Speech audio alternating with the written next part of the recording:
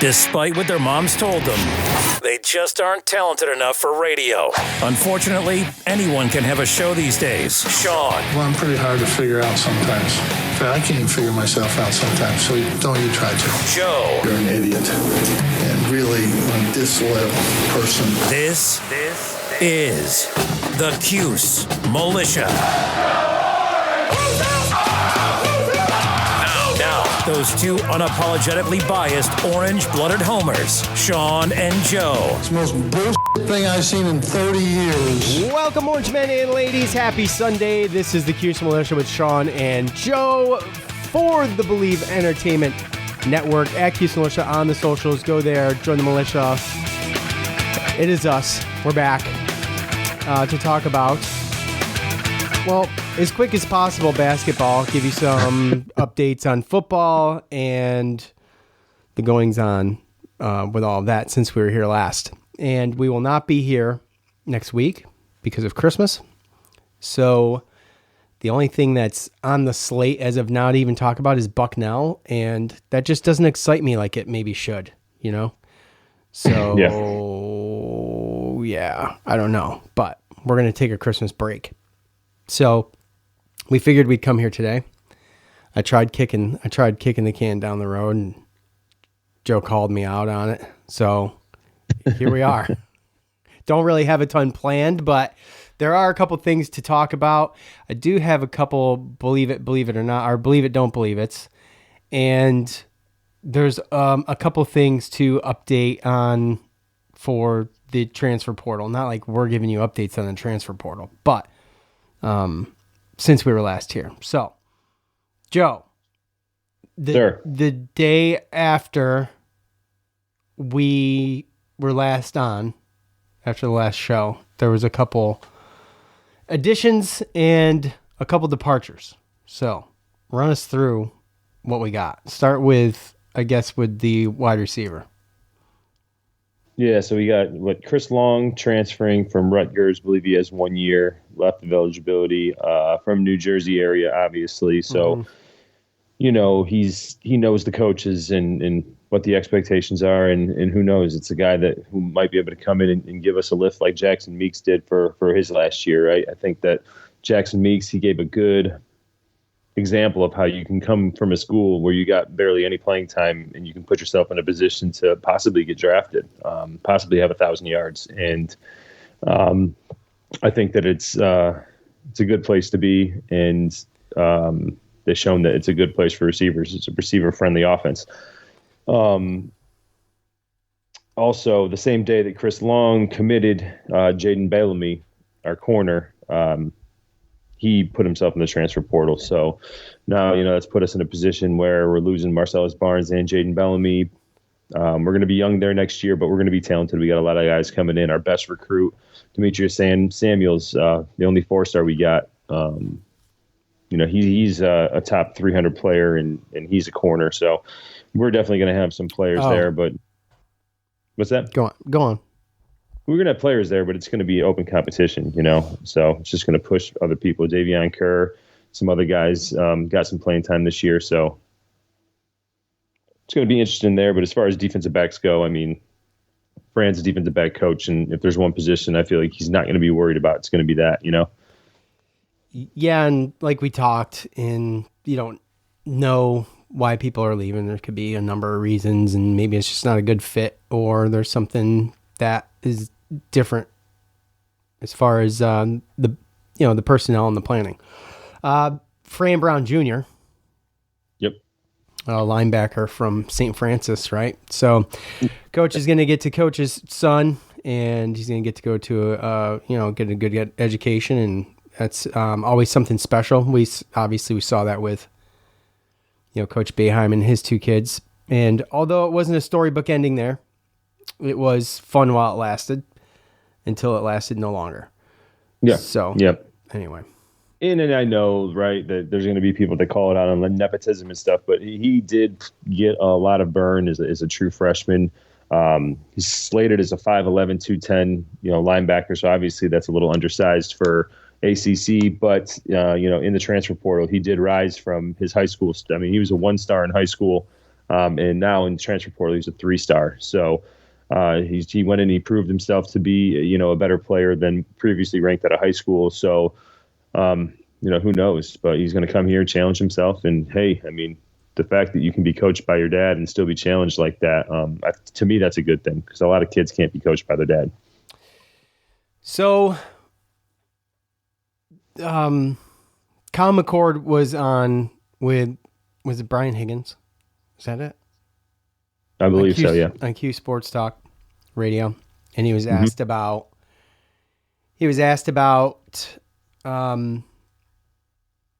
whether or not he's coming back, right? Hey, are you coming back next year? He said, can't confirm or deny. You saw something from Chris Carlson today. I think it was today. Today, something like that. That said, what, Joe? That his first waiver was denied and he's trying to appeal the process. So he is actively trying to get another year of eligibility to come back. Right. Yep. Okay. So with that said, I did do a believe it or don't believe it, right? And this really doesn't come down to does Kyle McCord want to be here? Because I think it's clear, right? If he can, obviously now it is, but during this, it wasn't like totally clear, but right. We kind of got the idea, right? Over on Friday afternoon. So I did a believe it, don't believe it. 379 votes. Kyle McCord is coming back next year. Now look, this isn't do you want Kyle McCord to come back? This is Kyle McCord is coming back. And we all know how the NCAA likes to really have Syracuse bend over and take it. So with that said, this is a lot of optimism at 71.5%. Believe it. He's coming back. I don't. And here's why. I think he's going to get screwed because that's just our luck. Yep. That's what I think, if I'm being honest. And what a travesty it is to send a kid out to take some knees and lose a year of eligibility on it. And I'll take some knees, yeah. That shouldn't even be, you shouldn't even have to put in for that. That should be a no-brainer. Yeah. So, anyways, of course I'm biased in that regard, but it should be a no-brainer, I feel like. So it should be meaningful minutes, right? I mean, I know that there's a rule where if you play over 4, but I'm kind of right there with you. And that question's a little tough because I think, obviously it comes down to the NCAA. So that question isn't, like you said, isn't if you want to. That's basically saying, do you think the NCAA is going to, give him another year? Because if they did, I think that he would come back. I think that he's still got a little bit more left to prove. I think he proved a lot this year.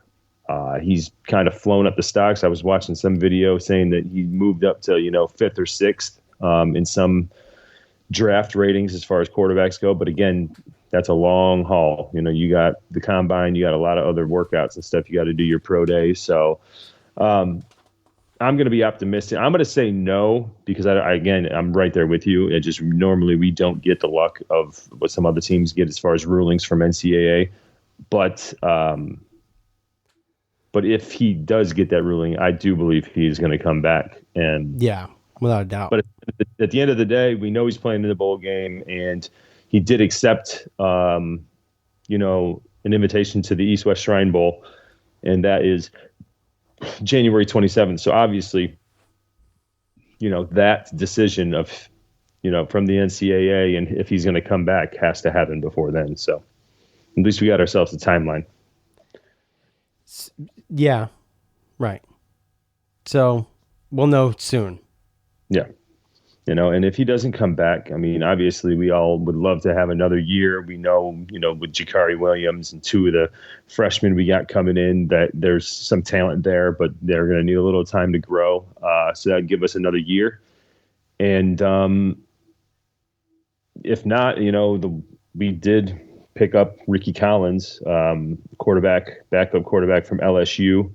He was a former 4-star, and he committed over this past week. He's 6'2", 205, and he still has 3 years left of eligibility. So getting a guy like that in, the young guys we got coming in, I think that it would definitely help us out better as a team if Kyle McCord does come back, because he would give these quarterbacks one more year to figure it out in the quarterback room. But if he doesn't get that year eligibility, then I feel like we still need to probably try to look for somebody. Well, absolutely. We need to, yeah. Otherwise, we're going into, And it's got to be difficult to get in the portal to talk to quarterbacks and even wide receivers right now if it's up in the air who your quarterback's even going to be or may not be. Well, yeah, and I think that's probably why we didn't take some big swing. I mean, there were some people that came and visited, but we ended up getting this guy who's kind of unproven, where there's plenty of proven guys that would be willing to come here. It's just those guys are looking for a place as soon as possible. Those things, they go fast.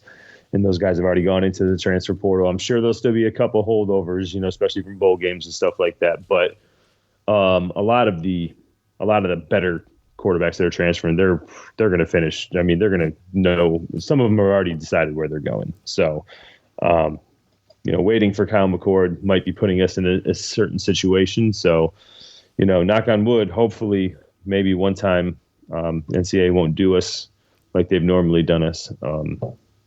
But I know everyone's, hopeful for that.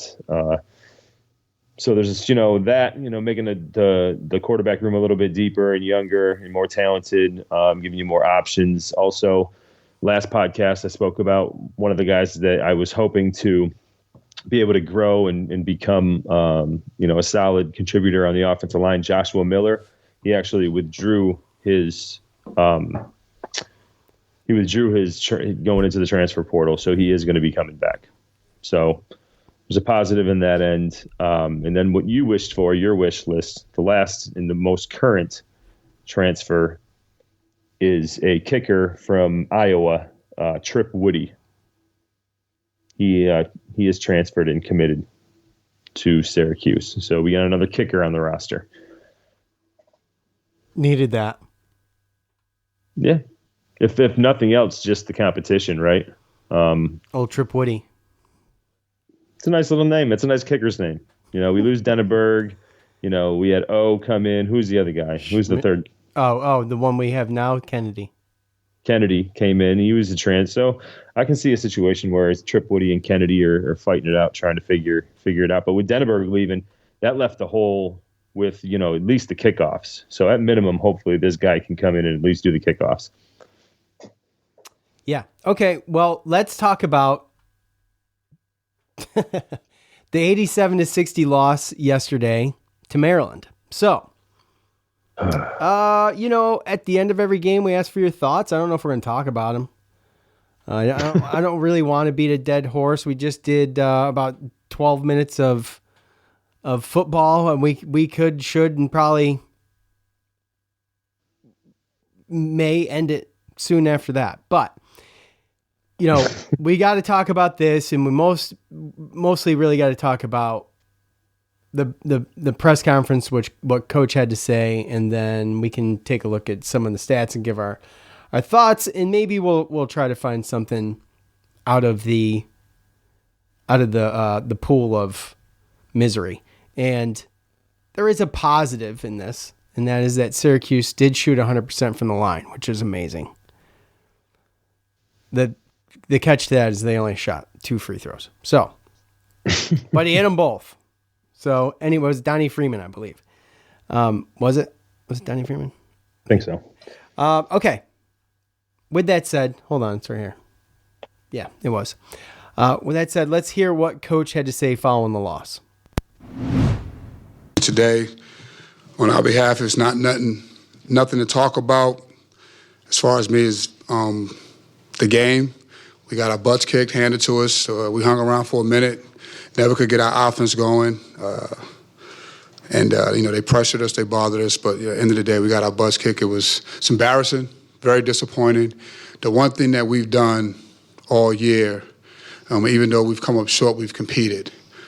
Today, that wasn't the case. That just wasn't the case, and that was the one thing. As a coach, as you're trying to build and you're going through a rough patch, you want to see fight. You want to see people keep competing and playing. And I thought we did that, but today was the first day that we didn't.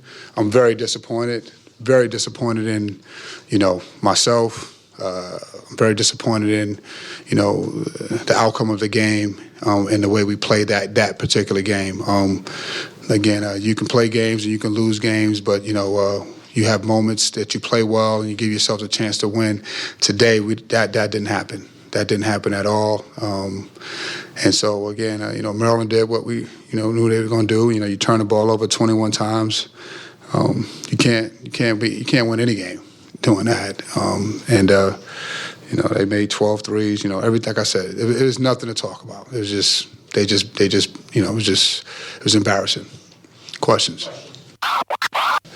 And then we saw a little different lineup with Jair starting, but then quickly coming out. I guess, what could you say about kind of the idea behind that, and what you saw from that group? Let me see. How could it wasn't an idea behind it.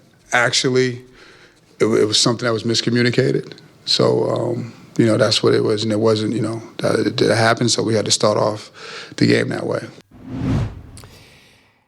Yeah. So, look, let's just start with Coach's Open, okay? He went on to say at some point in this that this was the worst loss that he's dealt with in coaching or something along those lines, right? And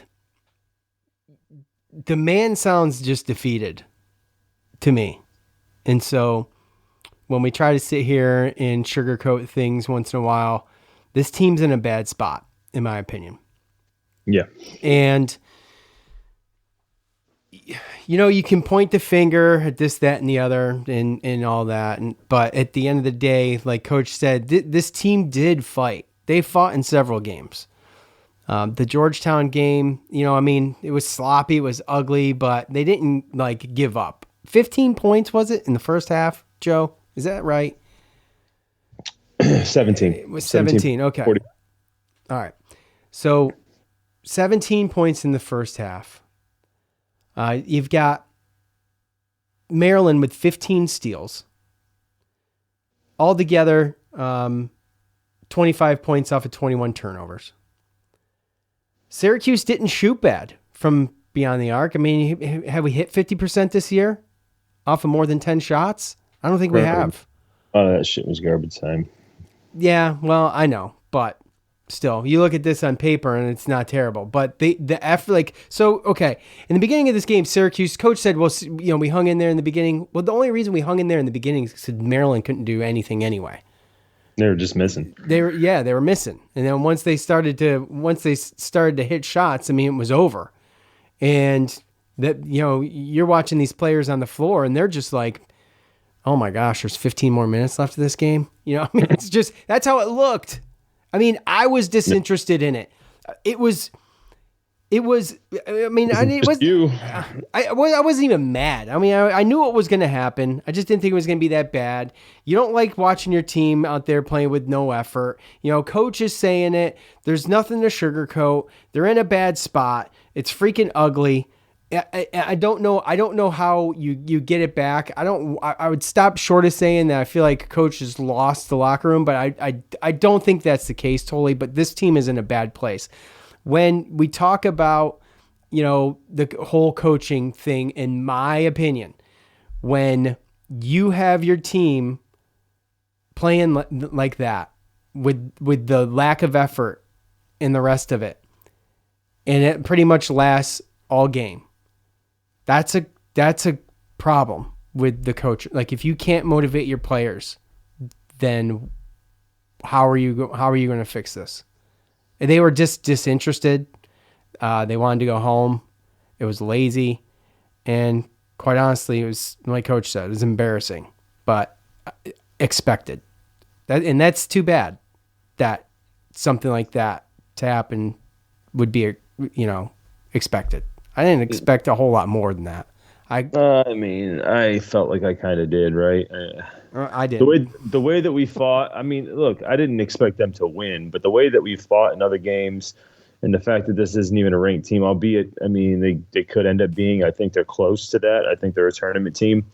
But we were 14-point underdogs, according to Vegas, and we lost by 27.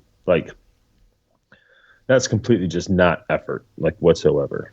I expected to be in a point. I expected to be in this game to where we'd be in a point of maybe, low double digits, to where if we made a run, we might be able to get back in the game. But they didn't really even have us, like we weren't in position to come back and make a run and do anything like that at all. So they couldn't get. I mean, there was no runs to be had.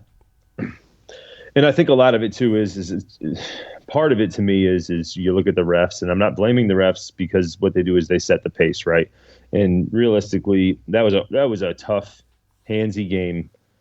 It was physical, and there was only 8 fouls on us and 10 on Maryland. So there wasn't a lot of fouls. There wasn't a lot of free throw shots. I think there was only 8 free throw shots the whole game. So a game like that, when we have only one ball handler, to what Coach was saying a little bit like later on in a press conference, like that's essentially what he said. I think that there's a lot of people that are wondering why Jaquan Carlos is out there for 40 minutes, is out there as long as he is. But I don't think he's necessarily the problem. I just think that, he needs other people around him to know what to do. And it just seems like we're just not together. So, he claims that he's really the only good, ball handler that can, make things happen. And that's why he's playing 40 minutes, and this podcast might sound, a little brutal or whatever, but to me, it looks like the coaching staff isn't on the same page. It looks like the players aren't on the same page. To me, it's one of those things where when you're growing up and you're playing on a sports team, right? And this is how I kind of liken it to. You're on a sports team, and maybe you got a dad on the team, or a couple dads on the team, and they got their sons on the team, and everyone in practice can see who the better players are. But you get to a game, and then there's other players that play. That's just kind of how it feels a little bit to me. Is that there's some players that don't look like they enjoy playing with other players out there. Some of them look, just the body language, it looks like they're just not together. And to me, when you watch that game, there's people out there that are willing to, it just doesn't make sense to me how Jair Davis can go from a couple games and looking like he's an absolute animal to coming out and playing 12 minutes and looking disinterested, throwing the ball away. And I mean, 4 out of the 5 starters had 3+ turnovers. And Chris Bell didn't have any, because he only played 17 minutes and he barely touched the ball. And talk about disinterested. Chris Bell has that look quite a bit. He goes through these spurts where he looks totally disinterested. And, yesterday was one of those games. I mean, he only shot the ball 4 times. And he's just really down, really down. He's like something like, what was he last year? 41% or something like that. What's he shooting this year? Like, I have no idea. Well, he was 40. Got to be in the 20s. He was 42% last year, and he's 34 actually this year so far. No, I'm sorry, 22.9. I'm sorry. Yeah. So he's 20.9 points off of where he was where he was last year, which is not good. No. And I just feel like the confidence level with Chris Bell, and he was awesome last year. He was one of the best 3-point shooters in the country last year. And with his confidence and where his head's at, and you look at a Chris Bell, and he stayed, and I was really happy about that, because I felt like he was someone we needed, because we didn't really have a prolific outside scorer, and he was developing into that. I mean, that's was kind of his niche, and he was actually doing a really good job of developing into that role, and he was great last year. And this year we get this. I just don't know. I mean, I don't have an answer. I'm not going to psychoanalyze this thing. The other thing is that I watch these games now, and then we're supposed to come in and talk about it. I'm like, talk about disinterested. If they're not even interested in the game, why should I be? I was doing stuff. Game was on. I was barely watching it. Because, I mean, well, why? I mean, I'm not going to waste my freaking time, sitting on the couch and cheering or yelling at the TV. It's not worth it. So, no. Yeah. With that said, Coach was asked about Jair Davis starting over Elijah Moore. Well, Elijah Moore wasn't mentioned, but and I don't think the question was meant to put Coach on the spot. I think the question was the reason for that reporter asking that question was that he was kind of wondering like why Jair Davis got yanked so quick or whatever, right? And it's what it sounded like to me. I don't know. Mm-hmm. But do you think so too, Joe? It was something like that. I mean, because I listened to that a couple times because I didn't really understand what was going on, to be honest with you. And so Coach, well, like he did not want to answer that question. You can hear it. It's kind of cringy. That whole sequence of the presser is kind of cringy. And I think he tells the truth. And Joe, you kind of, you think you know what happened, and it makes sense after I went back and listened to it a couple times again, that Coach knew that they had to start the game that way because there was a mistake made, right? Yeah, pretty much. I mean, I just don't, like I said before, I mean, a majority of college games, pro games, there's lineups or there's, injuries or there's certain rules depending on the sport, but I'm sure that at some point in time you got to give, the refs the lineup so they can fill out the book, and whoever they put in there officially when you give the lineup is who needs to be the starting five. Otherwise, it's a technical foul. So you kind of had to start that type of situation, which again kind of shows more of, to me, that's really the only thing, unless, I don't know, unless it was complete confusion at the end. But again, like I said, you got to give a starting lineup, and those five have to be on to do the tip. So that's, to me, the only thing it really could have been. And, he talked about a miscommunication. And so that's probably what it was. But again, it's not a good look either. So, overall,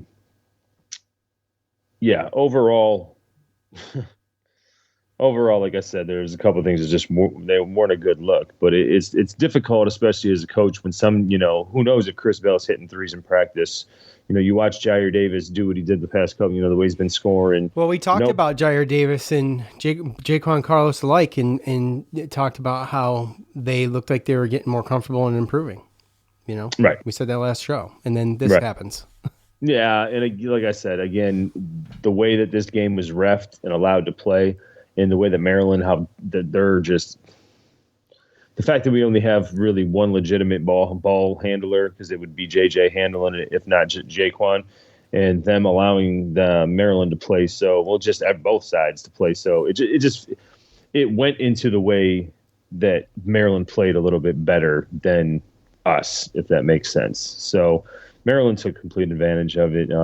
We had too many guys that were just too soft with the ball, lost it, and 21 turnovers it's just ridiculous, And on top of that too, we thought that our down low guys, looking at Eddie Lampkin, Donnie Freeman, Jair Davis, guys like that we were going to be able to, handle ourselves down low. Like they out rebounded us 41-31,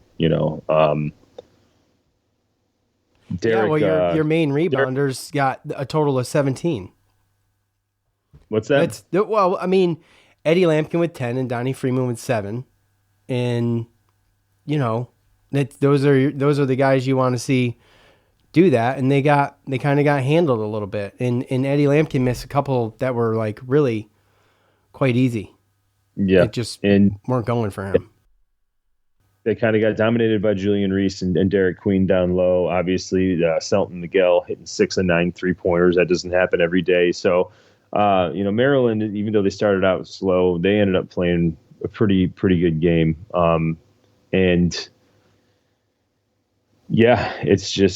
We just look like a bunch of role players out there, to be perfectly honest with you. That's just really what it is. I think that we brought in a bunch of guys that I don't think are superstars, but they're just role players. Donnie Freeman, 5-star, you can see the talent, but he is not ready year one to come in and carry a team like Carmelo did. Jaquan Carlos, role player. Eddie Lampkin, role player. Chris Bell, he was good last year when he was a role player, not when he was dependent on to score a certain amount of points. But, he shows up to media day, captain of the team. Now he's got, more pressure on him. Him and JJ are coming back, and he just hasn't kind of fit the bill, And Jair Davis, another one, looks like a role player. Lucas Taylor, Kyle Cuff, same thing. It's just we don't have the couple superstars that these role players would actually fit in really well to actually make this a good team. And the only one that we actually had, JJ, is hurt. So now we have a bunch of role players trying to figure out who's going to make the plays. And sometimes people try to do too much, and that's why you see just sloppy play, especially against tight defense and teams like Maryland. So, well, when they talked on the broadcast yesterday about JJ being out for 2 weeks, I said, "Are you effing kidding me? It's only been 2 weeks." Yeah, but they also said that he was going to be back in the middle of January, and he should only be missing, 3 or 4 more games. Which to me is that's coming back a lot faster than you should with the break. So I don't know exactly what's going on with it, but hey, I don't either. But obviously it wasn't. He can't get back fast enough.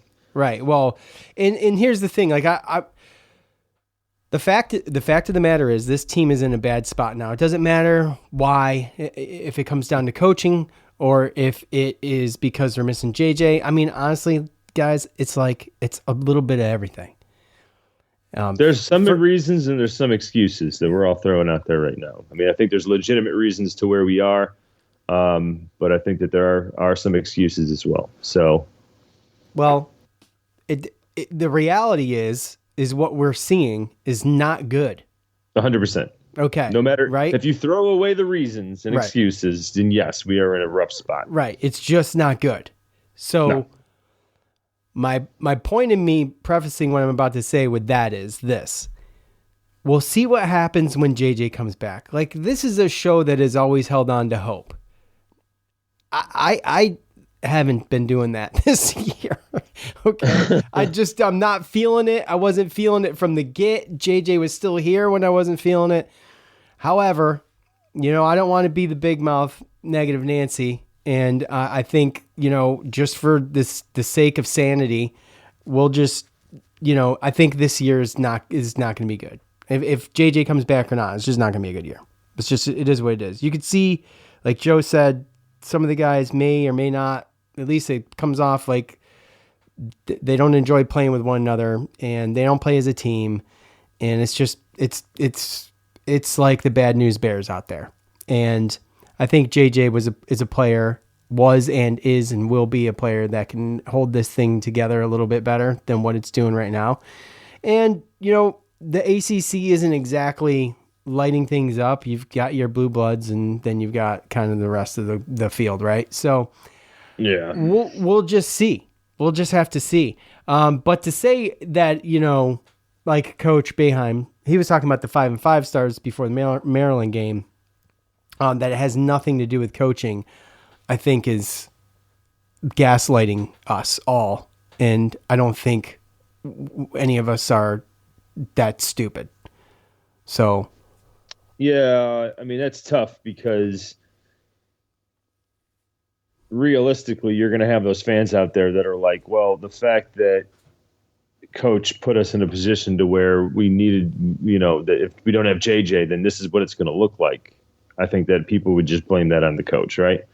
I don't think it's necessarily in-game coaching or how he coaches at practice when you look at coaching, it's everything. It's preparation, really. Put the roster together, right? Yeah. You put in the roster, the way that you handle it, the way that you handle the games, the practices, and all that stuff. Most of us aren't there for the practices, and we see the games and we see the players. So even if someone says, it's because of J.J. Starling and these guys are trying to figure it out, which again, I mean, there's a valid point there. But they're still going to say, well, then why would a coaching staff put your team in a position to where if one person was gone, then you'd be this bad? Right. And that's just it. Like, you understand that you lose we all, not you, Joe, but we all understand that when you lose your high score on the team, which he's averaging like 19 and some change or something like that. When you lose your highest score on the team, obviously there's going to have to be adjustments made for someone else to have to step up and play. But the problem is there have been people to step up. The problem is they're just, this team they're not Georgetown. They just didn't finish the game. Like, they hung in there. It was a close game and they just They just didn't finish the game. Georgetown. Yeah, Georgetown. Yeah. Yeah, and we spoke about that. We both think that we would have beat Georgetown and Notre Dame if we'd have. I do think so. Starling, but I mean, me personally, if we have JJ Starling yesterday, we still don't win that game. No, we don't. But it looks better than that. Well, yeah, 100%. It looks better than that because you're grasping for straws at this point. You lost somebody that's got 20 points a game, and now you're trying to figure out because our players are so inconsistent. You don't know which lineup is going to work, right? It seems like coach is having a real hard time with his lineups and what he wants to do. That's what's the sloppiest to me, I feel like. Yeah, well, to me, it's getting to a point to where, if someone says, again, I'm not at practice, but I understand you're trying to make up for offense. But if specific people aren't giving you offense, then you got to figure something out. And like I said, I'm not trying to bang on Chris Bell on purpose. It's the fact of the matter. I know that, there's people that are saying that he's having a tough time with it and, he's having issues. And, sometimes people just get the nips as far as that kind of stuff goes. We know that he can shoot. They get the what? The nips. Yips. Okay. And the nips. You get them all. Sorry, it's cold outside. But yeah, no, it's just you look at yesterday, he went 1 for 4. He had 2 points, and he didn't have any other statistics. Yeah. You look at Jair Davis, he only played 12 minutes, shot 2 shots, and had 3 turnovers, had no other statistics. So when you see that and you see, like a Mastorovic, like I don't care what's going on in practice. Every time I see that Peter Mastorovic, he's playing hard. He might not be able to come in and play a lot of minutes because obviously he's going to probably foul out the way that it's been going for him. Yeah. But still, yesterday he 5 had rebounds, 3 assists. 5 rebounds, 3 assists, a block. I mean, Elijah Moore, 22 minutes. We know he's got to come in and be a little bit more confident, but he's got to be able to do some more things. I mean, he did have a steal, did have an assist, but he's pretty much just points. So you bring him in, you lose a little bit of defense, but you gain some offense. Kyle Cuff came in, and I thought as much as he had 3 turnovers, he had some ugly plays, but he plays hard. He plays hard. He plays defense hard. He tries. I mean, I think that's a lot of what a lot of the fans are saying. Some fans, every fan wants to win, but some fans can deal with the loss better when they see that there's people in there trying. Lucas Taylor, same thing. He had 2 threes, had 2 steals and assists, 3 rebounds. He's another guy, and he plays hard defense. So no matter how good you're doing or bad you're doing, you got to put the guys in there that are going to try, that look like they want to be out there. Now, if it's the same deal, not saying that turns around and changes anything, but Coach Red talked about how he's going to have to make changes to the lineup and how he does stuff. And to me, that's where you start, dude. If you're out there looking like you're dragging ass and you don't even want to be out there and you're uninterested, then you have to sit on the bench, and I don't care who your name is. Yeah, I mean, this year, how this shakes out this year is going to mean a lot. If they can right this ship a little bit, or if it's just going to totally implode, I think has yet to be seen. Both of those things could happen. Not at the same time. I'm just saying. This is either going to get fixed or it's going to get worse. That's how I see it. And I feel like right now is getting worse. So after yesterday, that's, yeah. I mean, you go in, they're supposed to beat Bucknell. Okay, they go beat Bucknell. All right. Well, then it's ACC play. So, it's time to shit or get off the pot. Yeah, and the ACC is still too early to figure out who's who. I think that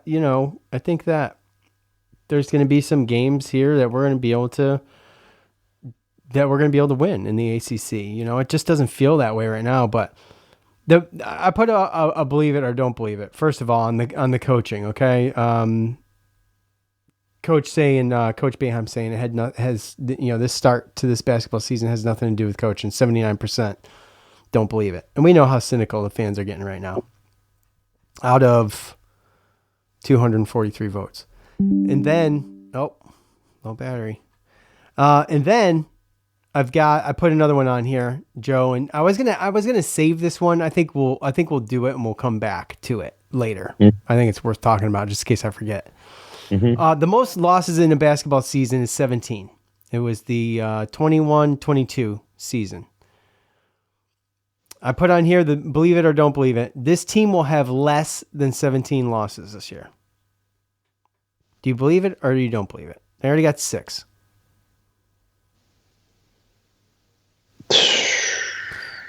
161 votes, 68.3% don't believe that they're going to have less. They think that this is either going to be either 17 or more losses this season, which would be either tying the record or breaking the record in losses.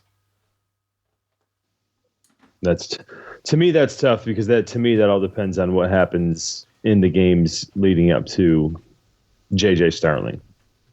But based upon what I saw yesterday, that's hard to believe.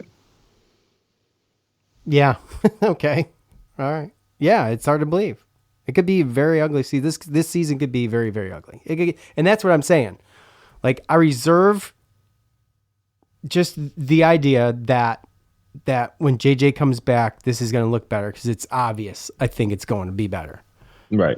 How much better? I don't know.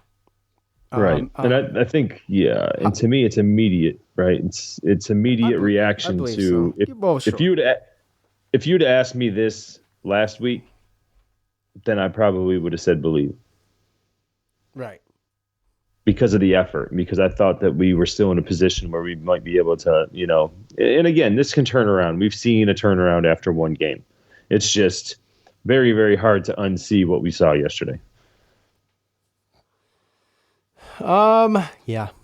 Let's do a couple of these from Twitter. What do you think? I mean, if there's some good ones. I don't know. Haven't looked, but here we go.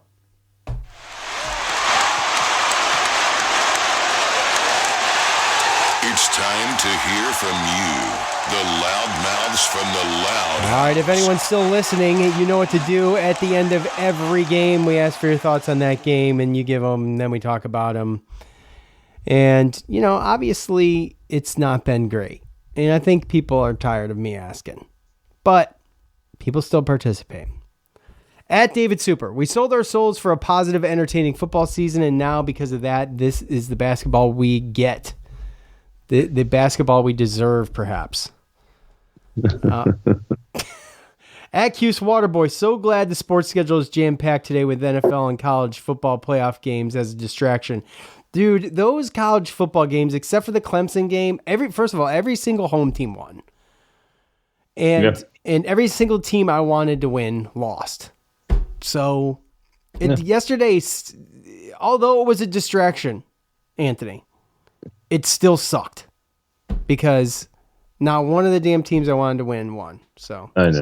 It was pretty obvious what was going to happen there, though. I thought that those were all. Yeah, well, they were chalk. I mean, there's it's probably, you're probably right. You're probably right. Yeah. But, I mean, do we not deserve an upset? Yeah, well, I mean, it gives a chance. That's cool. So why would they have 12? They could have went from 4 to 8. Tennessee stinks. They stunk it up so bad last night. That was our primetime game. Sorry, I didn't mean to interrupt you, but God. No, but I mean, to me, a lot of that stuff was also weather, in my opinion, honestly. Oh, yeah, but yeah. I mean, SMU going up and playing in Penn State in 20-degree weather, and Tennessee going and playing in 20-degree weather against, 100,000 fans in Ohio State. Yeah. Breaking 2025 commits White, Anthony, Fernell, and Womack, who signed their letters of intent, plan to enter the transfer portal this summer before they even get to practice in the fall. Feel bad for the entire coaching staff and players. It's a shit show. Yeah. That at the Cuse, at Theo Cuse. At Baptized by Fire, at least God made bourbon for days like this. Yeah, I got to be honest. Where I'm at is it doesn't even drive me to drink anymore. I just go about my day. At MC Dennis. This team is the worst I've ever seen. They can't do anything. I'm wondering if they will fire Autry. Is that bad? As they said at the end of the broadcast, the cupcake games are over. No, we still have Bucknell. And the team is 5-6. Pitiful. Well, yeah, but I mean, at this point, I don't know if we can. I don't even know if we have the right to say there's any cupcake games. To be honest with you, I mean, You're right. we just lost by 27 at a neutral court to Maryland, but Bucknell played Maryland at Maryland and only lost by 24. So, I mean, yeah, that's a tough one. That's tough. I know. At Joe Catskill, this was tough to watch. I'm looking for someone on the Cuse to play with determination to score.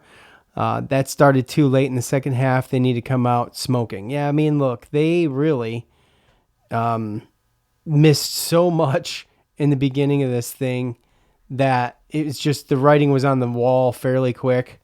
And, it's... For me, I wasn't surprised. If you told me 27, maybe I'd be surprised a little bit. But at the end of the day, I just wasn't that surprised. It is what it is.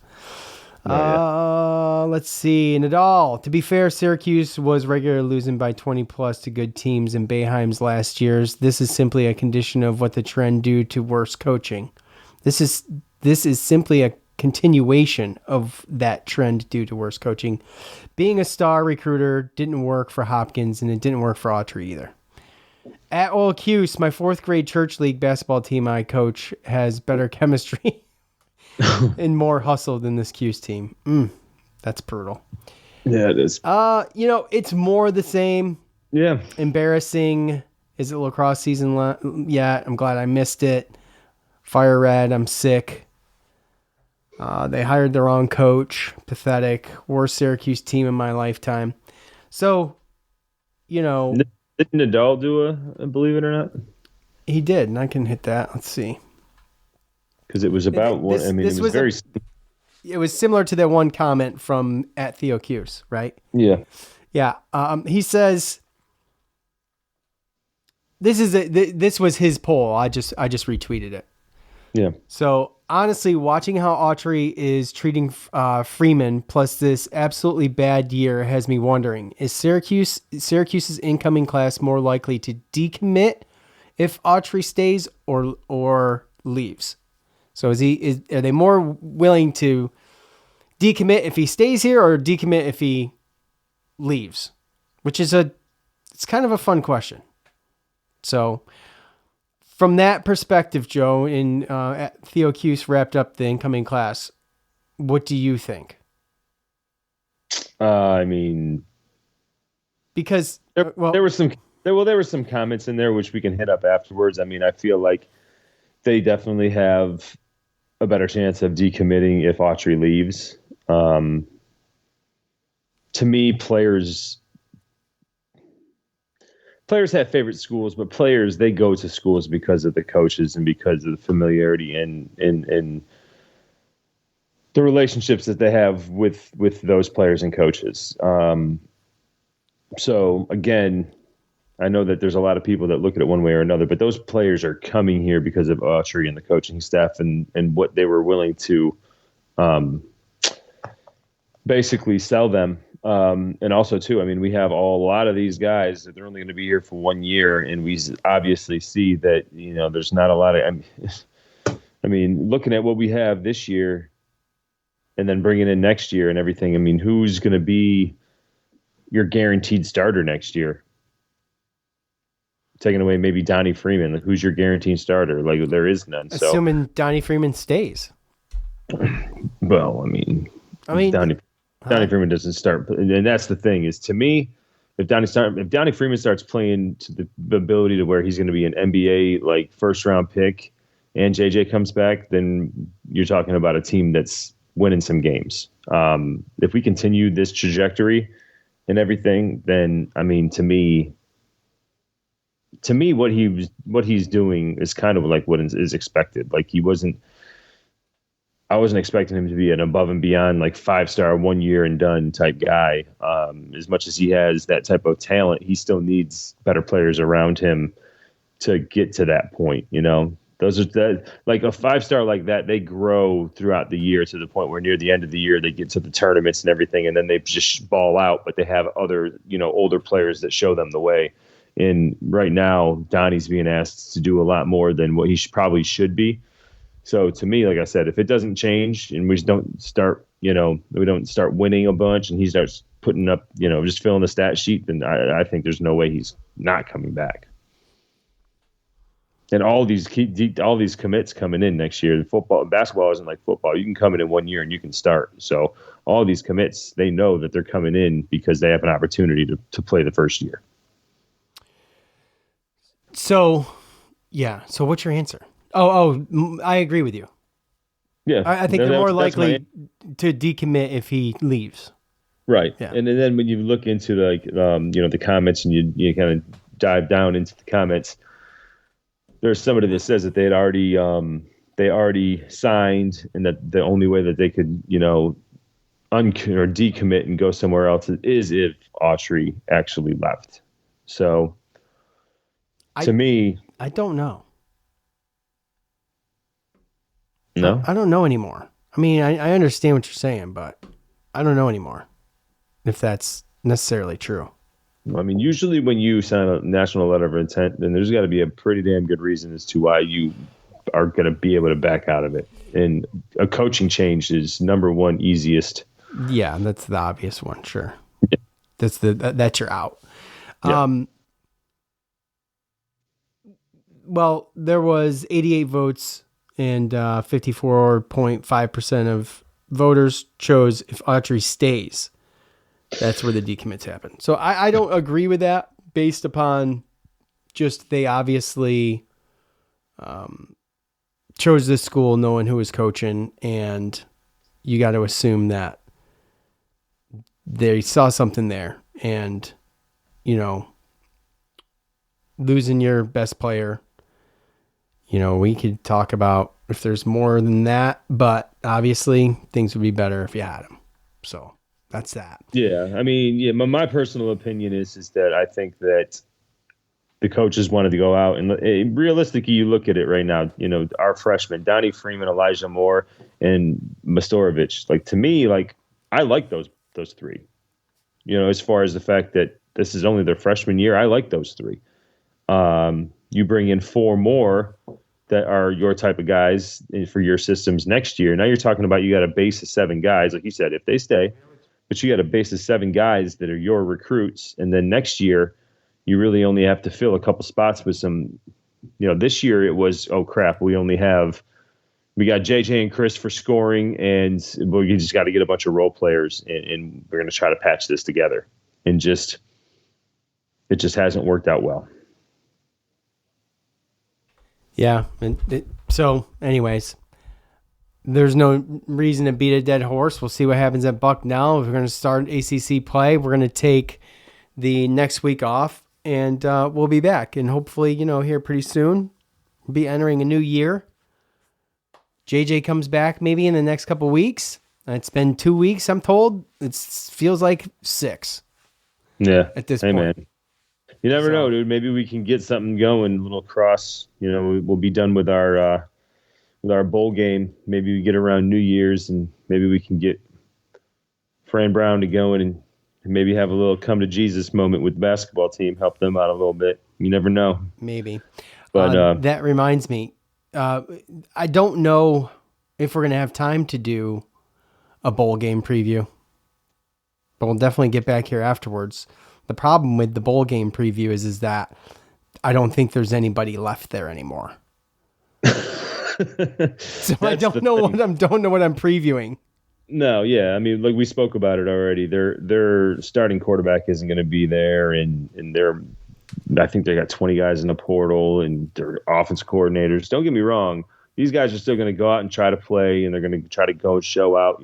The backup quarterback gets a chance to come in and prove something, and we're not going to have a lot of tape on it, right? So they might come out and try to simplify things. Look at it and say, hey, a lot of teams ran the ball against this team. Maybe we should try this. But overall, and this is just a little synopsis of what I personally think. I bet on I bet on the game before the quarterback even and the head coach even left. And the spread has just grown tremendously since then. And Washington State, they could score with people this year, but they their defense couldn't stop anything. And with McCord and everybody playing, I don't see a situation where Washington State's going to be able to stop us. So, barring some disaster like a Pittsburgh game, knock on wood, like. It's just, I think we're pretty good to get our 10th win, and I know anything can happen, so I'm not trying to jinx this. This is also the problem with said bowl games, in my opinion, is that there's just no. I don't think there's a reason to do this many bowl games. And like I said, I'm not going to get into it right now, but this eventually just moves to an NFL style playoff system. And, some of these bowl games, I mean, who's going to show up? Who's going to show up at this? Like, let's say both teams, because they're putting a lot of money. These sponsors are putting a lot of money down this, right? Oh yeah. And it's about return on investment, right? And so if you've got one team, I mean, would you, be honest, you would watch the game. You and I would watch the game because we're big Syracuse fans. But how many Syracuse fans would watch the game if the coaches were gone, if your quarterback was gone, you got 20 other players in the portal? Who's going to really have any interest in that game? Legit. What are we doing? This is diehards. It would be diehards. Right. It would be, and how many I would want to watch that game to see. I know that. I'm not talking about you. I'm not talking about me. I get it. I would too. But if you're talking about going to the game and actually spending money at the game and worrying about the bowl, experience and all that stuff, no. You're not getting the bowl experience. You're not getting. You're not this. It has been. Right. It's been that whole experience, like you're talking about, has kind of been ruined. And that's what I think is going to eventually happen. To your point, they're going to have to figure out something because. Just like anything else. And that's why I think you see the sponsors always change every single year, right? Let's see how long Pop-Tart sponsors a bowl until they're just losing money or hemorrhaging money, right? That's realistically what's going to happen is I get what you're saying, but as long as the sponsor feels like they're making enough money and they're not losing their ass, then they're going to continue to do it. I think that, it definitely hurts the fan experience for sure. But as far as player experience, as far as, because those guys, they get some gifts, they get some swag, they get to go on a trip, do some stuff. They get a whole bunch of extra practices for next year. As far as team goes, player wise and being able to go into the next year and finish out the year and their experience, it's good for them. It's just, like you said, the fans, what kind of how many Washington State fans are even going to want to go down to San Diego after knowing? That's what I'm saying. That's what they're doing, right? It's probably going to fan wise, it's not going to look like a bowl game. Probably not. You think that there's a lot of Syracuse fans out in California, so you like to think that there's probably going to be some Cuse fans there, but it's not going to look aesthetically pleasing at all. But again, I look at it like it's for the kids. It's for both. But to me, it's gotten to a point to where I'm at just a realization to where, dude, you don't get to the college football playoff and it's not that big of a deal. And you're just in this little bowl game here where you get a little extra game and a little extra practices and other players can play and they can go and experience it. And, if it's a fan, if you want to go do it, then you can do it too. But, realistically, those are only going to last as long as the sponsors are willing to put up the money for it. Yeah, it's only a matter of time before I think they start putting their money elsewhere. They figure something else out. But until then, this is what we're left with. So that's going to be that. I guess the next time we'll come back here is to talk about that bowl game and catch up on anything Syracuse basketball related. So I hope everybody has a Merry Christmas, enjoys their fam, and we will get back here as soon as we can. Appreciate you guys. For Joe, Sean, we're out. Peace.